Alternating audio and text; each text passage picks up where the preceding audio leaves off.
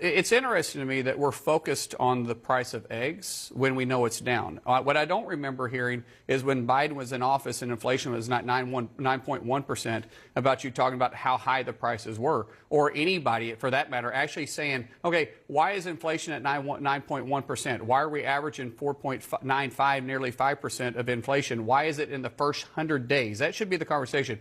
Why is it in the first 100 days that the president was able to bring down inflation to 2.4% and have $5 trillion of investment inside the United States? Why wasn't that happening in the last 4 years of the Biden administration? That's Senator Markwayne Mullin shredding CNN's Caitlin Collins after she tried to rewrite history and downplay Trump's accomplishments in his first 100 days, especially on inflation and grocery prices. Welcome to Nurk News, I'm Nurkish, and it looks like CNN's latest tactic is sticking their heads in the sand and pretending that Trump's record didn't happen. Because CNN host and makeupless joker Caitlin Collins recently sat down with Senator Mullin and tried to seriously argue that while inflation and food prices may be down significantly, according to their math, it's not something worth bragging about. Here's Mullin politely highlighting the stupidity of Collins' argument. And now that he's 100 days in, and the economy seems to be a major focus for a lot of voters as they're looking at this.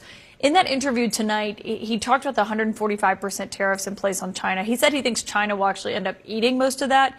Is that how you see it, though? Well, I do. I think China has to have us. If you start looking at the economy is strong. Caitlin, I know the voters are looking at it. You got to remember, underneath President Biden's 4 years in office, he averaged inflation at 4.95%, nearly 5%, at a high of 9.1%. Today, inflation is down to 2.4%. You start talking about optimism inside the economy. We have 229,000 jobs created. 459,000 jobs went from part-time to full-time. We have private investment of $2 trillion that have been pledged to invest in the United States in the first 100 days of the presidency. We have foreign investments of $3 trillion. That's $5 trillion invested in our economy just in the first 100 days. People like to see what is going on right now. You have gas prices down 22%.